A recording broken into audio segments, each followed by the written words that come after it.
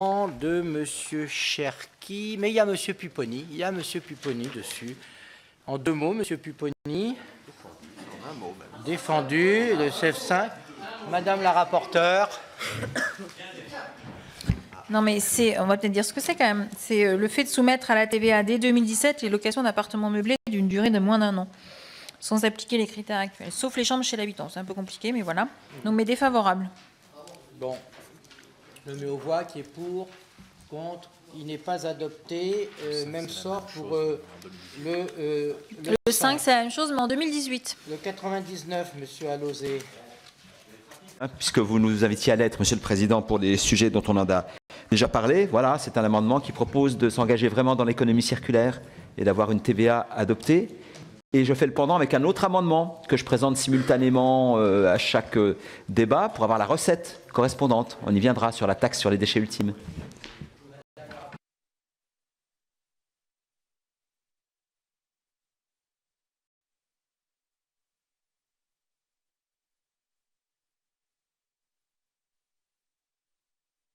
On est sur des sujets assez récurrents là. Il s'agit de mettre en place, d'impulser une dynamique suffisante et d'assurer l'égalité de tous les citoyens face au risque de perte d'autonomie. Donc c'est un taux de TVA adapté, donc à 5,5 pour les ménages, voilà, pour les personnes à mobilité réduite ou les. Pardon. Défavorable.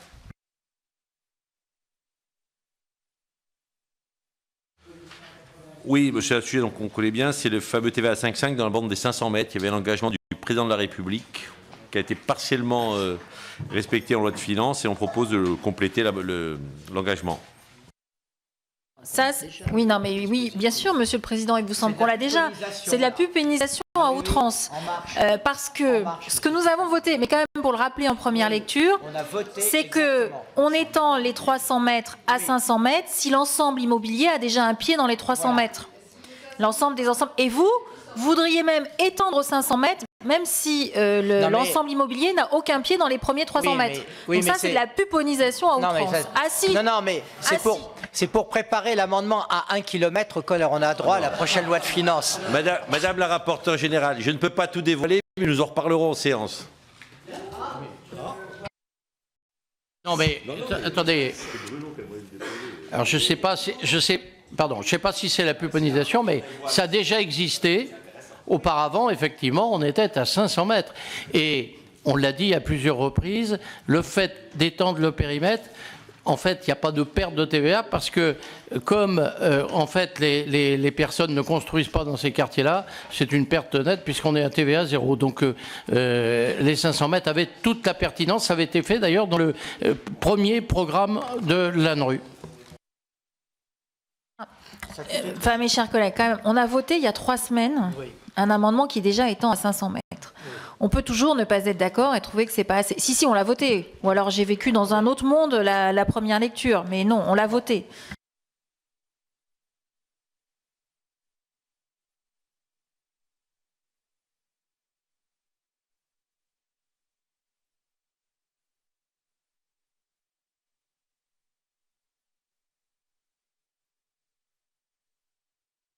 Défavorable.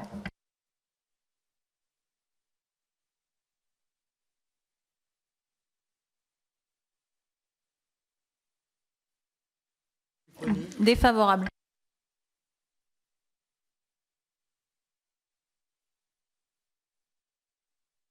Là, aujourd'hui, la quasi-totalité des logements construits dans les QPV sont en TVA à 5,5, sauf le logement intermédiaire. Le logement social est à 5,5, l'accession à la propriété est à 5,5, l'intermédiaire dont on a besoin est à 10. Donc l'idée, c'est de mettre tous les taux, que tous les logements construits dans ces quartiers soient à 5,5. Oui, défavorable.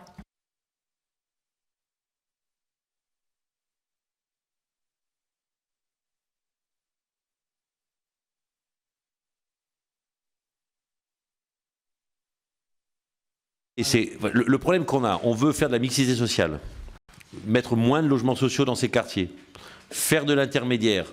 Mais aujourd'hui, ceux qui portent l'intermédiaire, en particulier les CENI, ne trouvent pas un point d'équilibre pour faire de l'intermédiaire à un niveau de loyer acceptable par les populations qui veulent venir vivre dans ces quartiers. Donc on propose un logement intermédiaire bonifié qui permet de baisser le prix du loyer pour permettre à des salariés de revenir dans ces quartiers. Monsieur le Président. Moi, je puis vous assurer que c'est de nature à faire revenir des classes moyennes dans les quartiers. Ce qu'on cherche, on cherche la mixité. Or, les investisseurs, effectivement, après, il faut qu'ils fassent qu'ils détectent un prix de loyer qui permette d'amortir et de faire un léger bénéfice. Eh bien, une baisse de taux de TVA permettait de réaliser, ne le permet plus. Ça existait pendant un certain temps et on a des difficultés. Moi, je peux vous assurer que actuellement, je pensais avoir un programme, je ne l'ai pas parce que les loyers ne peuvent pas être, ne permettent pas de couvrir l'investissement. Alors, il y a plusieurs sujets sur cet amendement. D'abord, il est quand même assez complexe dans le sens où vous créez une nouvelle catégorie.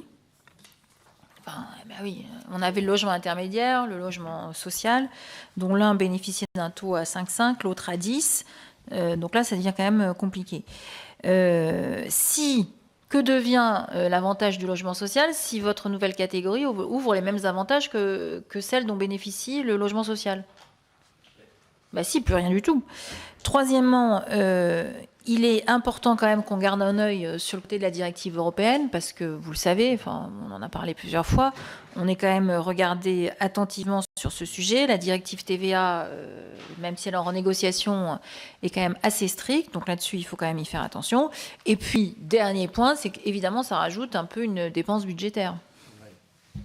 Et puis moi j'ajoute, je suis quand même étonné que, alors que le taux de TVA est 10%, c'est pas 20%, c'est 10%. Un différentiel entre 5,5 et 10 rend des opérations impossibles. Ça, j'ai vraiment du mal à le comprendre. Je pense qu'il y a d'autres raisons que le taux de TVA. Alors, juste, monsieur le Président, il y a d'autres raisons. Aujourd'hui, quand on a une TVA à 10, le logement intermédiaire sort un niveau de loyer au-dessus du PLS. Or, dans les quartiers prioritaires de la politique de la ville, un niveau de loyer au-dessus du PLS ne trouve pas preneur. Donc c'est pour ça que dans cet amendement, on propose la TVA, mais également que le plafond de loyer de 15% inférieur à ceux du logement intermédiaire. Donc on propose une double chose, une TVA réduite à 5,5 et un taux de loyer, un niveau de loyer inférieur de 15% au niveau du PLS. C'est pour ça qu'on appelle ça un intermédiaire bonifié. Parce que le problème, c'est que dans les QPV, on ne peut plus construire du logement social lorsqu'on les détruit. Le règlement de l'ANRU l'interdit. Et on ne peut pas construire l'intermédiaire parce que le niveau de sortie de loyer est trop important. Donc on s'aperçoit qu'il y a un manque de logement social ou intermédiaire accessible à ces quartiers. C'est le fruit de l'expérience. Donc l'idée, l'amendement, il est double. C'est et la TVA et plafonner le loyer. C'est et la TVA et plafonner le loyer. C'est les deux qui sont importants.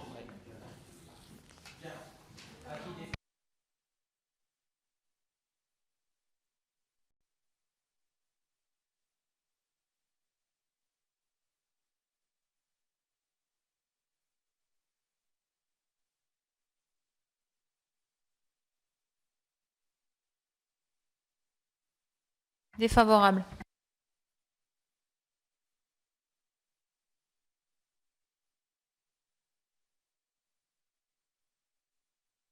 Oui, rapidement, Monsieur le Président, j'ai déposé en début d'année une proposition de loi pour réformer la redevance pour copie privée, la RCP, qui est inconnue des consommateurs, mais dont les barèmes flambent et sur lesquels le contrôle et la transparence font défaut. Je l'ai plusieurs fois souligné.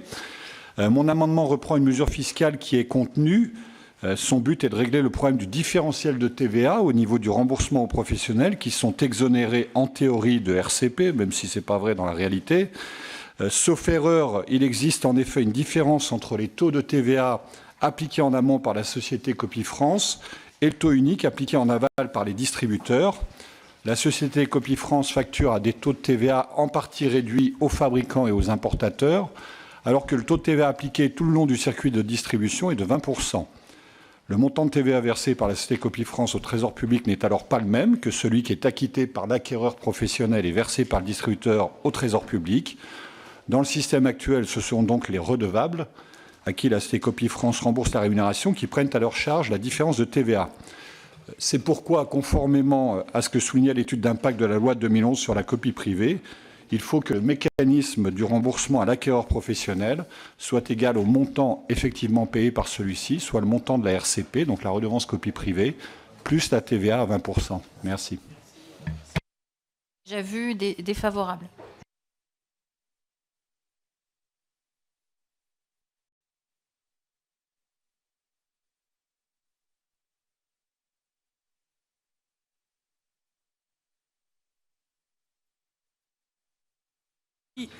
Il est défendu, Monsieur le Président.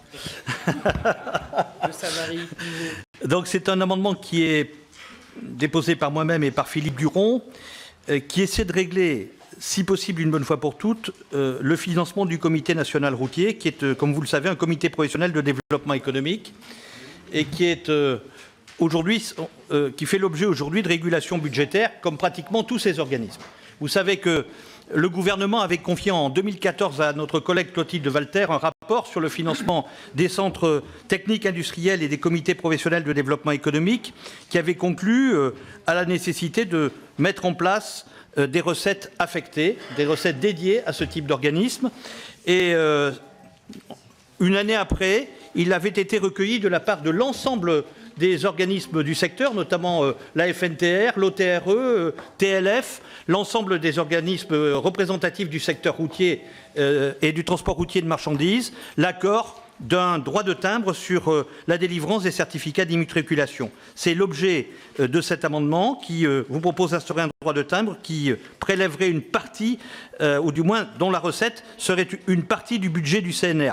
Je vous rappelle que le Comité national routier, qui est peu connu, est un organisme expert tout à fait remarquable. C'est probablement l'organisme le plus remarquable et le plus compétent en Europe pour faire des études économiques, et en particulier c'est de cet organisme que l'on tire l'ensemble des données sur les comparatifs de compétitivité et de coûts dans le secteur du transport routier. Voilà, mes chers collègues, la proposition qui vous est faite par Philippe Duron et moi-même. Bien. Bah écoutez, nous échangions avec la rapporteure générale et nous convergions une fois de plus. Sagesse. Ouais. Non, mais nous savons que les propositions que font messieurs Duron et Savary dans le domaine des transports sont toujours des propositions raisonnables. N'est-ce pas, monsieur Savary? Enfin, je peux attester que c'était les conclusions du rapport Walter retenues par le gouvernement, et j'ai ici un courrier de l'ensemble des organisations professionnelles du secteur routier qui sont prêtes à acquitter cette taxe sur les cartes grises, donc sur les certificats d'immatriculation, pour financer le Conseil national routier. Et les régions ne vont pas faire un peu la tête, parce que le produit des certificats d'immatriculation va aux régions. Oui, mais c'est un droit de timbre supplémentaire. Oui, mais qui irait donc à l'État. Et qui soulage en partie l'État par le financement, par une recette dédiée, qui est une recette acceptée par l'ensemble des professionnels. Voilà, mes chers collègues, ce que je vous propose. Bien, je mets aux voix cet amendement avec un avis de sagesse de la rapporteure générale et du président. Qui est pour? Qui est pour? Voilà. Qui est contre? Il est adopté. Merci, mes chers collègues. Alors, nous passons au 248 de Madame Rabin. Alors, je ne réinsiste pas, c'est le fonds de péréquation pour la tête de réseau des chambres de commerce et d'industrie. Et j'ai tenu compte de ce qui m'avait été dit en séance et j'ai supprimé la disposition qui était trop violente par rapport au saupoudrage concernant les ZRR. Donc, j'ai rétabli avec un pourcentage qui est plus acceptable pour les CCIT.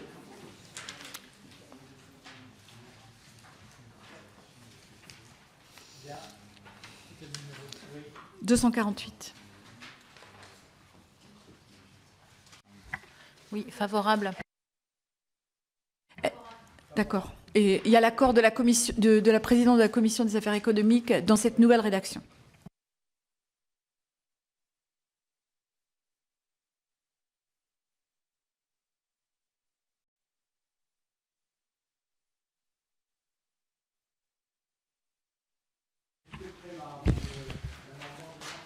Merci, Monsieur le Président. Effectivement, il s'agit d'un amendement qui adapte notre notre fiscalité aux différentes pratiques de consommation cinématographique. Alors, on recevait ce matin en commission des affaires économiques plusieurs membres du CNC et ils nous ont rappelé la vigilance qu'il fallait avoir concernant l'adaptation de cette fiscalité par rapport à la vidéo à la demande, par rapport aux plateformes, de façon à ce que nous ayons dans ce domaine un secteur équitable et qui protège notre création, qui puisse aussi protéger nos exportations dans ce domaine-là.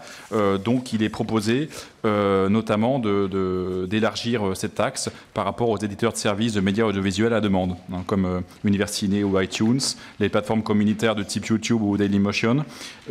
Cet ajustement, alors on a eu ce débat, hein, fait aussi prend en compte le pays dans lequel on pourrait être redevable et effectivement il y a, pour éviter toute contorsion vis-à-vis de l'Union européenne, il y a la part des recettes de publicité de parrainage qui sont afférentes à la mise à disposition à diffusion sera aussi comprise dans l'assiette de la taxe, donc on n'aura pas de mécanisme de double taxation. Je vous remercie. Alors effectivement, donc déjà nous avions adopté cet amendement en première lecture. Mais il n'a pas été voté en séance.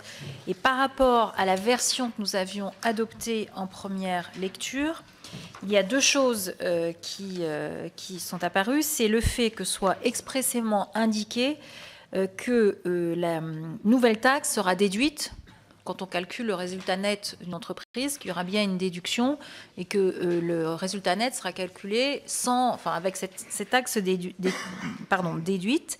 Et deuxièmement, c'est essentiellement le gros point qui pouvait susciter des inquiétudes sur la déductibilité de cette taxe. Donc je remets un avis favorable par rapport, conformément à ce qui avait été fait en première lecture du PLF. Oui, merci Monsieur le Président. Oui, je tiens à attirer l'attention de mes collègues sur cette taxe qui va nous permettre d'élargir l'assiette au contenu en ligne et notamment de prendre sur la publicité. Alors, pour tenir compte des différents débats qu'il y avait eu à la fois à la commission et en première lecture, il y a des mécanismes de garantie qui sont proposés dans cet amendement, qui, je le rappelle, puisqu'on a eu pas mal d'interpellations sur ce sujet-là, par exemple les services dont les contenus audiovisuels sont secondaires, comme les sites de presse, les services dont l'objet principal est consacré à l'information, ainsi que les services dont l'activité est de diffuser les informations sur les œuvres auprès du public et d'en assurer la promotion, sont exclus de ce dispositif.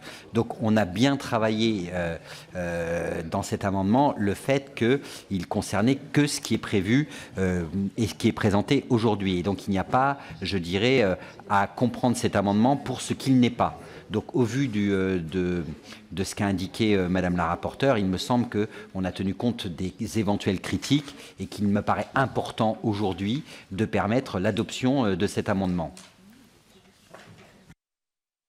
Merci Monsieur le Président. Je voudrais juste revenir sur un point qui avait été abordé par Madame Berger lors de la première lecture, qui visait à indiquer le projet de directive européenne qui a été mise sur la table en mai 2016, c'est-à-dire il y a quelques mois, par le service de médias audiovisuels. Et il est écrit dans ce projet de directive, que je vais vous lire, que les États membres peuvent également imposer des redevances sur la base des recettes. Donc ça, c'est quand on a de la recette publicitaire, c'est directement ce qui est visé. Des recettes tirées des services à la demande qui sont fournis sur leur territoire et visent ce dernier. Le projet de directive dit toujours, les États membres sont également autorisés à imposer de telles obligations financières aux fournisseurs de services à la demande établis dans un autre État membre qui vise leur territoire. Et là, on est clairement dans ce cas-là. Dans ce cas, les obligations financières ne devraient porter que sur les recettes générées par l'audience dans cet État membre. Et c'est exactement ce que propose de faire l'amendement, parce qu'on a revérifié depuis la première lecture du PLF que cet amendement cadré et s'inscrivait bien dans le projet de directive qui a été proposé en mai 2016.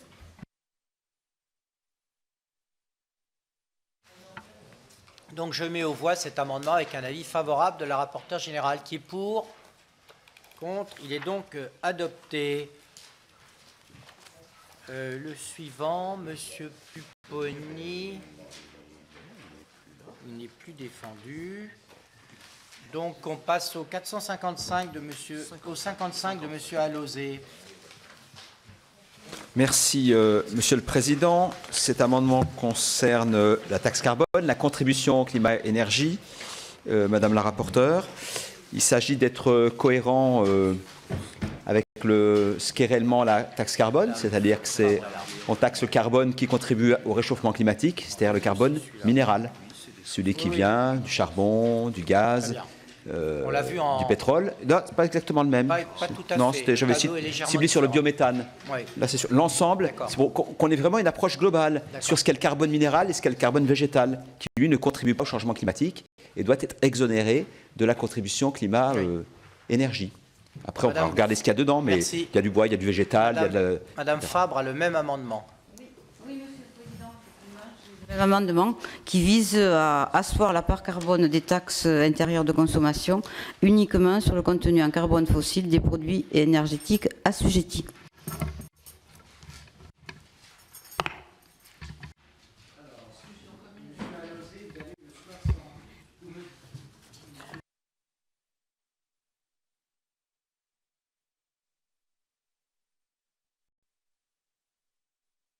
Je ne développe pas, parce que c'est la même logique, mais ciblé, celui-là, vous avez raison, Monsieur le Président, on l'a déjà vu, concerne le biométhane, hein, alors que l'autre était plus global. Oui, simplement pour revenir sur on a eu une discussion lors du PLF 2017 et le ministre soutenait qu'il n'est pas possible de faire la distinction entre les deux. Or, aujourd'hui, on constate qu'on a des registres de garantie d'origine et que les registres de garantie d'origine doivent pouvoir permettre d'assurer la traçabilité du biométhane d'un côté et les autres énergies. Donc l'idée, c'est bien de prendre en compte le caractère renouvelable du bio-GNV dans le taux de TICPE qui lui est appliqué. Parce que sinon, on n'envoie pas un signe fort à la filière, quoi. C'est ça l'idée. C'est que si on veut vraiment la développer, il faut à tout prix l'accompagner avec cette mesure fiscale. Ah oui, c'est la même argumentation, Monsieur le Président. C'est vrai que le bio-GNV est le carburant qui est le plus considéré par l'ADEME comme ayant l'utilisation la plus vertueuse pour l'environnement. Donc il serait logique de lui adapter une fiscalité qui soit elle aussi très encourageante. Madame la rapporteure, sur ces deux séries d'amendements identiques. Alors, ils ne sont pas tout à fait identiques, Monsieur le Président, parce que il y a deux séries distinctes. Deux séries distinctes, mais au sein de chaque série, il y a des identiques. Voilà. Donc il y a l'amendement de Monsieur Alauzet et de Madame Fabre qui, en fait, vise à, dans le fond, refaire une réforme complète de ce que pourrait être la taxation énergétique, mais qui pose quand même des questions. D'abord, écologique, on a quand même visé à avoir une convergence entre l'essence et le gasoil, ce que vous remettez en cause dans l'amendement 55. Le deuxième volet, c'est qu'avec la contribution climat-énergie, on taxe les carburants en fonction de la quantité de carbone qu'ils contiennent et donc qu'ils dégagent. Et on ne vise pas un autre objectif, quelle que soit, dans le fond, la nature de ces combustibles. On taxe uniquement ces carburants en fonction de la quantité de carbone. Et je crois que c'est l'objectif qui était vraiment voulu avec la contribution climat-énergie. Et le deuxième volet, qui est un autre point que vous souhaitez aborder en même temps, c'est que sur les énergies renouvelables, il y a quand même déjà un certain nombre d'instruments pour le faire, ne serait-ce que la TGAP sanction, les tarifs de rachat favorables qui peuvent exister, ou encore les fiscalités sur les méthaniseurs agricoles. Donc en fait, vous voudriez utiliser le même outil pour viser deux objectifs, ce qui ne remet en cause les objectifs qui sont actuellement visés. Donc ça, c'est pour les deux premiers, c'est celui de Madame Fabre et de Monsieur Alauzet. Et les autres, qui sont le 22, je ne sais plus combien... vise. Alors, moi, je redis ce qu'on a déjà dit à plusieurs reprises. Effectivement, vouloir avoir une fiscalité exonérée de TICPE, le bio-GNV, voilà, très bien, mais sauf que comme on les renvoie dans le réseau utilisé par tout le reste, comment on fait la traçabilité? Je sais que cette discussion, on l'a en permanence. Oui, mais... Écoutez, on a organisé une réunion avec les douanes suite à la discussion qu'on avait eue ici en commission des finances. Moi, je veux bien qu'on la réorganise une seconde fois, mais dans ce cas, il faut venir, vous envoyez vos assistants parlementaires pour qu'on puisse avoir cette discussion. Les douanes nous disent que ce n'est pas possible. Moi, je ne vais pas vous dire que je suis experte en la matière pour savoir si quand on remet dans le réseau, on peut arriver à avoir une traçabilité ou pas. En tout cas, ils sont venus ici à la Commission des finances et on a reposé cette question-là. Donc sur le principe, oui, mais la faisabilité, on nous dit... Et on l'a posé plusieurs fois la question que ce n'est pas possible. Donc c'est pour ça, avis défavorable à ces deux séries d'amendements identiques à l'intérieur de cette série. Bon, on va pas revenir sur la réunion à laquelle on n'a pas pu assister. Il me semble, si je peux me permettre, Madame la Présidente, parce que quand on se retrouve face à des techniciens, on est vite débordé. Moi, si vraiment on veut être productif sur un échange, sur la garantie d'origine, on met en face les douanes et celles et ceux techniciens aussi qui défendent notre option, et nous on observe. Et on regarde, et puis on se fait un jugement. Parce que si vous me mettez moi en face des douanes, je vais répondre une fois, deux fois, puis la troisième fois, je suis liquidé. Hein. Bon, surtout que j'ai compris leur logique. Leur logique, c'est ce qui compte pour nous, c'est de compter le carbone, nous se moquent de savoir d'où il vient. Donc s'ils sont dans cet état d'esprit, c'est mal parti pour l'échange. Deuxième chose, dites on ne sait pas compter à la sortie. Mais comment on fait pour compter les électrons à la sortie? On le fait. C'est pareil. On le fait, on sait compter les électrons à la sortie. Et pourtant, c'est le même tuyau, c'est mélangé avec les électrons qui ne sont pas renouvelables aussi. Voilà. Donc, ça ne tient pas beaucoup. Mais voilà. Donc, essayons d'aller au bout. Bon, si on ne le règle pas, ce sera réglé dans le Grenelle 2 que la prochaine majorité fera. Tant pis pour nous. Hein, pas de problème. Pas de problème à ce qu'on refasse une table ronde avec les douanes et qui vous voulez inviter. Et vous nous dites qui vous souhaitez s'être invité. Parce qu'il n'y a tellement pas de problème qu'on le fait demain matin sur un autre sujet qui porte sur le compte PME Innovation, où on met tout le monde autour d'une même table pour éviter qu'on entende blanc d'un côté, noir de l'autre, etc. Donc il n'y a pas de problème.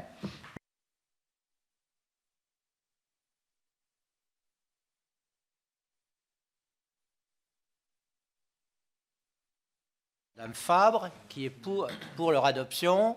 Avis contraire, ils ne sont pas adoptés. Et je mets aux voix maintenant la seconde série, toujours Monsieur Alauzet, mais Madame Dalloz, et puis Monsieur Lambert. Je mets aux voix qui est pour, qui est contre. Ils ne sont pas adoptés. Alors, nous passons au 128, 133, Monsieur Goua. Non, Monsieur Goua, non, il est parti. Madame Dalloz, le 163. Oui, on est toujours sur la notion de la TCPE. En fait, c'était pour prendre en compte les carburants constitués d'un mélange d'eau au minimum 90% d'alcool éthylique d'origine agricole, d'eau, d'additifs qui favorisent l'auto-inflammation, la lubrification destinée à l'alimentation de moteurs thermiques à l'allumage par condensation. C'est quand même très technique, mais voilà. Il s'agit ici de disposition qui rentrera en vigueur à compter du 1er avril 2017. Et c'est on modifie simplement cette ligne-là pour le prix à l'hectolitre. Bien, je mets au... Madame la rapporteure, pardon. Donc, ce que propose Madame Dalloz avec cet amendement, c'est de créer un tarif pour un carburant qui n'existe pas au moment où on a mis en place tous ces tarifs et qui est riche en éthanol, donc qui a des propriétés, on va dire, écologiques supérieures, enfin fortes. Voilà, donc avis favorable. Bien, je le mets aux voix. Qui est pour? Contre? Bravo Madame Dalloz pour cet amendement. Alors, nous passons au 204 de Monsieur Lambert. Il s'agit de favoriser, enfin disons, d'essayer d'harmoniser les coûts en matière de collecte de lait dans les zones de montagne par rapport aux zones de plaine, en adoptant une fiscalité différente pour tout ce qui concerne les collectes de lait dans les zones de montagne. Voilà. Madame Oui. la rapporteure. Alors, bon, je crois que tout le monde est d'accord avec l'intention, mais l'amendement pose quand même quelques sujets. D'abord, c'est contraire au droit de l'Union européenne. Ben oui. parce qu'il n'y a pas de cas d'exonération prévu par la directive assise du 16 décembre 2008, les articles 12 à 14. Donc rien que ça, même si sur l'intention, bon, après ça pose aussi des caractères opérationnels de est-ce qu'il faudrait rembourser la TICP aux professionnels qui seraient concernés après coup, comment être certain qu'un véhicule a bien servi à transporter du lait, est-ce que le fait de mettre en place une différence de traitement entre contribuables qui ne repose pas sur des critères complètement objectifs et rationnels peut être envisagé? Enfin, ça pose beaucoup de questions, même si je pense que chacun comprendra l'intention. Mais le premier point, c'est que c'est contraire à la directive européenne. Donc là, c'est rédhibitoire. Je mets aux voix donc cet amendement avec un avis défavorable pour incompatibilité avec la réglementation européenne. Pas avec M. Lambert. Hein. Qui est pour M. Lambert, je suppose, qui est contre les autres. Il n'est donc pas adopté. Alors, M. Alauzet pour le 93.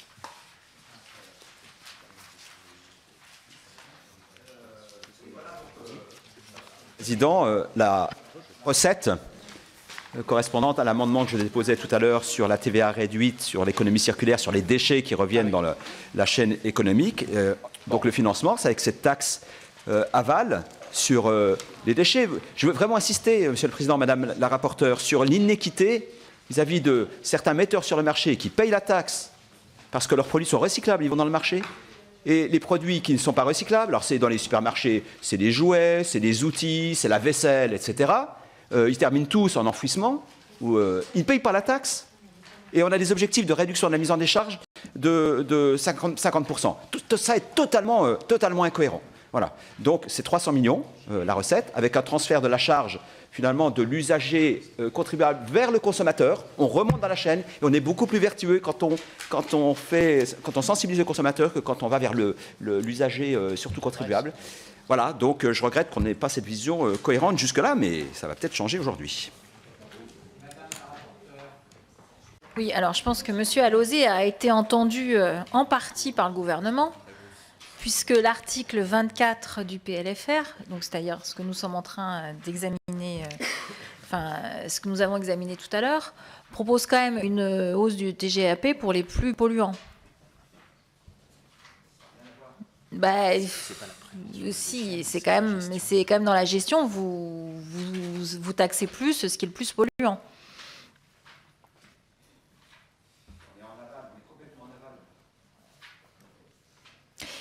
Mais d'ailleurs, c'est à peu près les mêmes montants par rapport à la TGAP actuelle.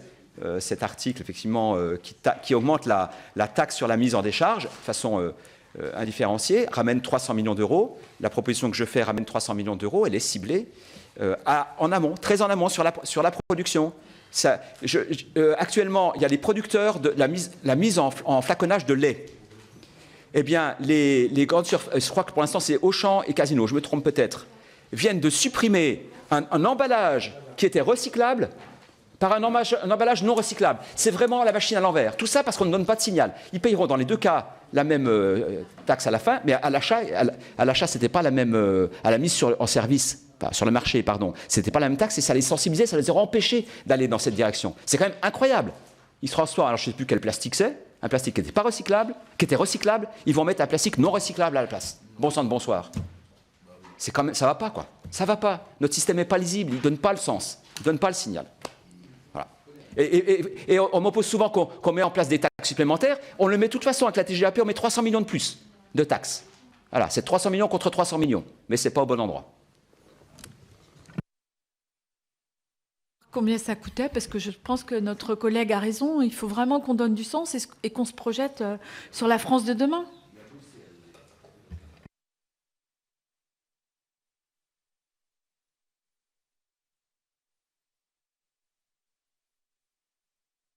Non, on suit M. Alauzet sur l'intérêt d'agir le plus en amont possible. Ça, vous avez raison, mais est-ce que vous ne voulez pas le le reposer en article 88. Mais monsieur, enfin, je sais quand même, enfin, sur cette question, parce qu'on l'a déjà vu l'an dernier, oui, même avant l'année d'avant, comment définit-on un produit générateur de déchets? Parce que tout peut être générateur de déchets, dans le fond. Ou tout est générateur. C'est tous les produits qui n'ont pas de REP, et donc qui n'ont pas vocation à recyclabilité. Tous. C'est tous ceux qui n'ont pas de REP. Tout ce qui n'est pas emballage, imprimé non sollicité, déchets de soins, les meubles, etc. Ça a des REP, c'est tous les autres qui ne payent pas la taxe. C'est la prime aux pollueurs. Ah mais moi je pense qu'il y a deux solutions, n'étant pas du tout un spécialiste de ces questions-là. Soit notre collègue Alauzet le repose en article 88, mais attendez, et à ce moment-là, il faut quand même que puisse y avoir un vrai dialogue avec la commission des finances, M. Alauzet et le gouvernement, et de ne pas laisser M. Alauzet tout seul se débattre face au gouvernement. Voilà. Soit à ce moment-là, notre commission le vote, non pas parce qu'elle est d'accord forcément sur le fond, mais parce que le vote de la commission des finances obligera le gouvernement à faire une réponse très soutenue. C'est un amendement, il s'agit de créer une taxe de 300 millions d'euros. On ne peut pas s'engager là-dessus. Je préfère que M. Alauzet le dépose en article 88. Oui, mais il ne faut pas les... Non, mais moi, d'ici là, on essaye d'éclairer avec les voilà, parce que moi, le sujet... la question. Non, mais Monsieur le Président, moi, juste le sujet, je suis mal à l'aise que quand j'écoute l'argumentation de mon collègue Éric Alauzet, elle me convainc intellectuellement. Je ne suis pas en mesure techniquement... Non, mais nous sommes exactement dans la même situation que vous, il ne faut pas le laisser seul face au gouvernement. Il faut l'accompagner. Voilà. Parce que les services de la Commission peuvent faire une petite note sur ce sujet, qu'on y voit plus clair. Voilà. Monsieur Jorgensen. Bien. Vous le déposez en article 88, Monsieur Alauzet. Bon. Merci. Alors... Oui, le 162. Ah, ben c'est vous, Madame Dalloz. Merci, Monsieur le Président. Le 162, donc... Je vous rappelle simplement que nous avons, qu'il y a un arrêté du 19 janvier 2016, donc c'est relativement récent, qui a créé l'ED 95 avec 95% de bioéthanol, puisque c'est une autorisation en France qui est relativement récente. Et donc cet amendement propose que l'ED 95 soit soumis au régime de la TGAP pour se développer comme carburant durable face aux carburants fossiles et pour contribuer à l'atteinte de l'objectif de la TGAP de l'essence. Je fais très court dans mes défenses d'amendement. Ah oui. Alors, cet amendement est le pendant de celui que nous venons de voter. Enfin, il y a, voilà, sur avis favorable en cohérence. Bien, ben je le mets aux voix. Qui est pour? Contre? Il est adopté et il fait tomber les autres. Voilà. Ça nous fait gagner du temps, Madame Dalloz. Voilà. Alors nous passons au... Monsieur Goua est revenu. Non, il n'est pas revenu.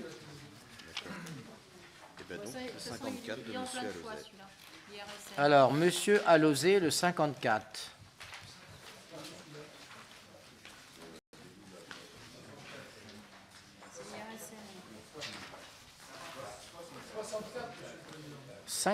Moi j'ai 54. 54, monsieur.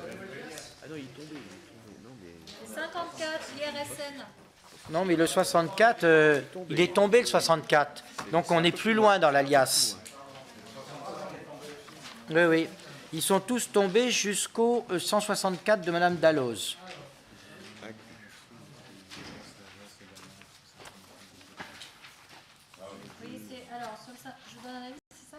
Non, mais Monsieur Alauzet ne l'a pas encore présenté.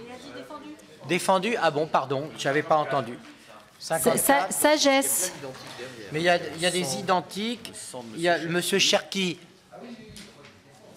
Vous voulez bénéficier de la sagesse de la rapporteure générale, vous aussi? Je l'en remercie et c'est donc un encouragement pour moi de le défendre à quart d'heure, mais comme Madame la rapporteure a dit que c'était sagesse, je considère que la sagesse va régner dans cette commission au moment du vote.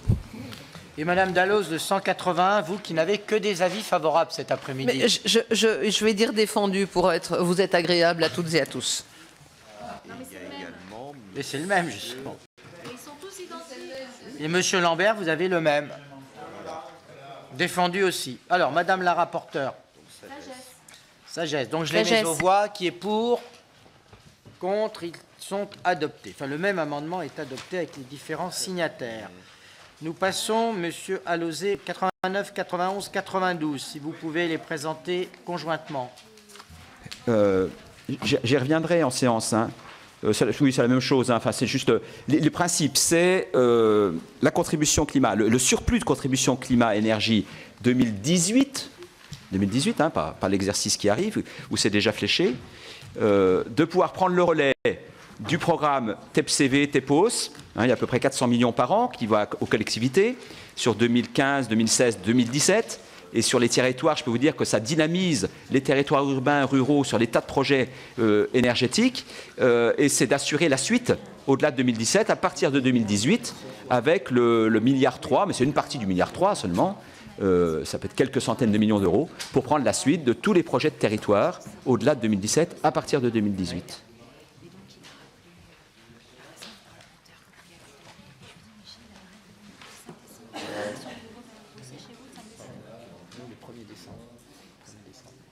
Pardon. C'est ça l'effet d'optique des taux, c'est qu'ils paraissent toujours petits, mais prendre 3,19%, c'est quasiment prendre 1 milliard d'euros à l'État. Ah si. Pour le coup, ça c'est... Monsieur Alauzet. Donc effectivement, c'est toujours l'effet d'optique des petits taux, mais des gros montants, voilà, des montants importants. Donc bon, vous comprenez bien que là, c'est un amendement à 1 milliard, qui déplace 1 milliard d'euros. Bah, si, c'est la vérité. Vous n'avez pas écouté, Madame la Présidente, vous étiez en discussion avec le Président. L'idée, c'est simplement de prendre le relais des programmes TEPCV, je crois que c'est autour de 400 millions d'euros, sur 2015, 2016, 2017, et d'avoir la poursuite. M'écoutez à nouveau pas. Hein. Comme je ne veux pas répéter une troisième fois, je m'arrête. Non, Madame la Présidente, Madame la Rapporteure, ce n'est pas 1 milliard. Après, on fait des ajustements, il y en a 3, les taux sont différents. C'est 300 à 400 millions d'euros pour prendre le relais de TEPCV en 2018, 19, 20. Voilà, c'est programme énergétique sur les territoires, hein, avec les communes, les intercommunalités.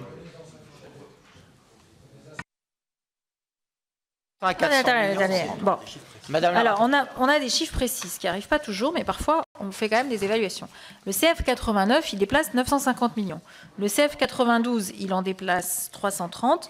Et le CF 91, il en déplace 640. Donc, vous pouvez, même si c'est des petits taux, ça fait quand même des gros montants. Vous en avez un à 330.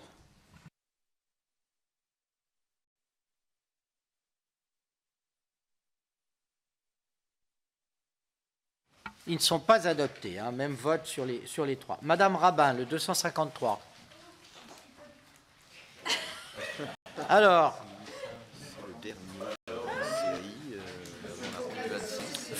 les fusions des chambres de commerce dans le cadre des nouvelles régions, Madame Rabin. Et les taux de taxes additionnelles à la CFE que perçoivent. De toute façon, c'était favorable. C'est favorable ? Bon. Il dit quoi l'amendement entre nous? En 2 mots? Il lisse les taux fixés par les CCI de région. Ah d'accord, c'est l'intégration fiscale progressive entre les anciennes régions. Voilà. D'accord. Bon, ben, très bien. C'est plutôt bien. Parfait. Donc je le mets aux voix. Qui est pour? Contre? Il est adopté. Je mets aux voix